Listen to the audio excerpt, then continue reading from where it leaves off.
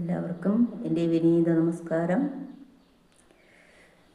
ഭാഗവത മാഹാത്മ്യത്തിൽ 67 തൊട്ട് 71 വരെയുള്ള ശ്ലോകങ്ങൾ പാരായണം ചെയ്ത് അതിൻ്റെ അർത്ഥങ്ങളും സാരവും വിവരിക്കാം. ശ്ലോകം 67. യദ്ബലം നാസ്തി തപസാ ന യോഗേന സമാധിന തദ്ബലം ലഭതേ സമ്യക് കലോ കേശവ കീർത്തനാത്. യദ്ബലം നാസ്തി തപസാ ന യോഗേന സമാധിന തദ്ബലം ലഭതേ സമ്യക് കലോ കേശവ കീർത്തനാത്. തപസ്സ തപസ്സുകൊണ്ടും യോഗേന യോഗം കൊണ്ടും സമാധിന സമാധി കൊണ്ടും യദ്ബലം നാസ്തി യാതൊരു വിധമായ ഫലമില്ലയോ തദ്ബലം ആ ബലം കലോ കലിയിൽ കേശവ കീർത്തനാൽ കേശവ കീർത്തനത്തിൽ നിന്ന് ലഭതേ ലഭിക്കുന്നു. സംഹരിക്കാതെ വീഴുവാൻ തക്കവിധം കലിയിൽ കണ്ടതായ ഗുണാംശത്തെ കാണിക്കുന്നു. തപസ്, യോഗം, സമാധി എന്നിവ കൊണ്ട് ലഭിക്കാത്തതായ പരമഫലം കലിയിൽ ശ്രീഹരിനാമ സങ്കീർത്തനം കൊണ്ട് ജനങ്ങൾക്ക് ലഭിക്കും. തപസ് മുതലായത് സാധിപ്പാൻ അതേ ക്ലേശം അനുഭവിക്കണം. നാമസങ്കീർത്തനമോ സുകരം. എളുപ്പ വഴിയിൽ കൂടെ ഉത്കൃഷ്ട പുരുഷാർത്ഥത്തെ കലിയിൽ സാധിക്കാമെന്നാണ് രാജാവ് കണ്ടതായ ഗുണവിശേഷം. ശ്ലോകം 68. ഏകാകാരം കലിം ദൃഷ്ട്വാ സാരവത്സാരനീരസം വിഷ്ണുരാധസ്ഥാപിതവാൻ കലിജാനാസുഖായ ച. ഏകകാരം കലിം ദൃഷ്ട്വാ സാരവത്സാരനീരസം വിഷ്ണുരാധസ്ഥാപിതവാൻ കലിജാനാസുഖായ ച. ഏകകാരം ഏകമായ ആകാരത്തോട് അല്ലെങ്കിൽ ഗുണത്തോടു കൂടിയും സാരനീരസം സാരത്തിന് നീരസത്തെ ജനിപ്പിക്കുന്നതുമായ കലിം കലിയെ സാരവത് വിഷ്ണുരാധ സാരഗ്രാഹിയായ പരീക്ഷിത് ദൃഷ്ട്വ കണ്ടിട്ട് കലിജാനാം കലിയിൽ ജനിക്കുന്നവരുടെ സുഖായജ സുഖത്തിനായിക്കൊണ്ട് സ്ഥാപിതവാൻ സ്ഥാപിച്ചു.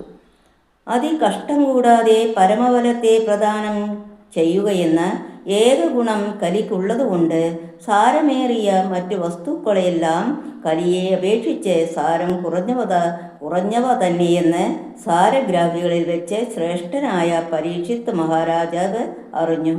കലിയുഗത്തിൽ ജനിക്കുന്നവരുടെ ഗുണത്തെ ലക്ഷ്യമാക്കിയിട്ട് രാജാവ് കലിയെ സംഹരിക്കാതെ നിലയ്ക്കു നിർത്തി. ശ്ലോകം 69.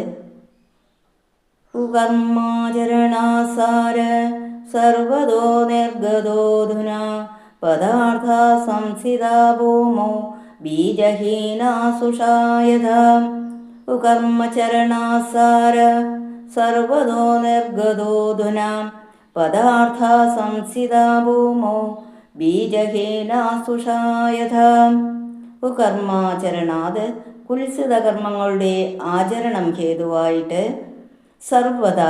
സർവത്തിൽ നിന്നും അധുനാർ സാര നിർഗത ഇപ്പോൾ സാരം നിർഗമിച്ചു.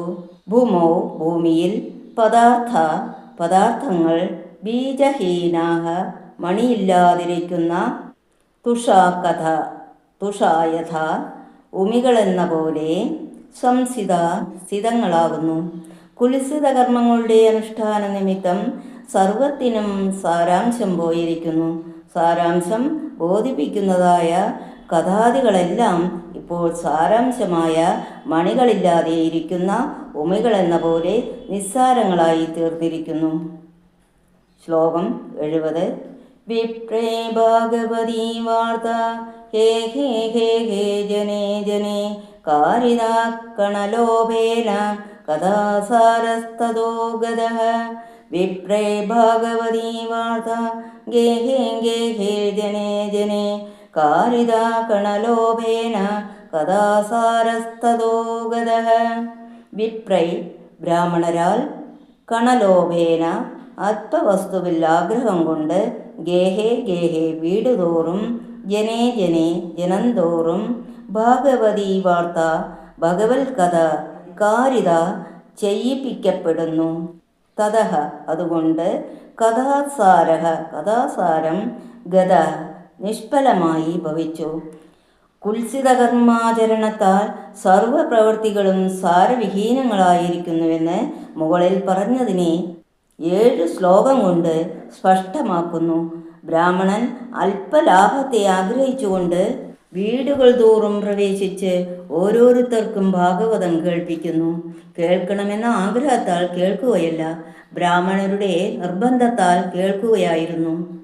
കേൾപ്പിക്കണമെന്ന താൽപ്പര്യത്താൽ കേൾപ്പിക്കുകയല്ല, അല്പം മാത്രം ധനം കിട്ടാമെന്നുള്ള മോഹത്താൽ കേൾപ്പിക്കുകയാകുന്നു.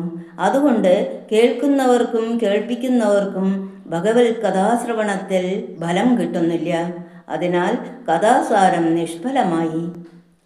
ശ്ലോകം 71.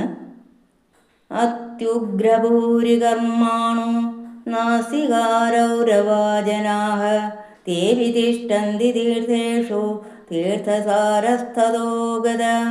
അത്യുഗ്രഭൂരികർമാണോ നാസ്തികാരൗരവാജനാഃ തേ വിതിഷ്ഠന്തി തീർത്ഥേഷു തീർത്ഥസാരസ്ഥതോ ഗതഃ.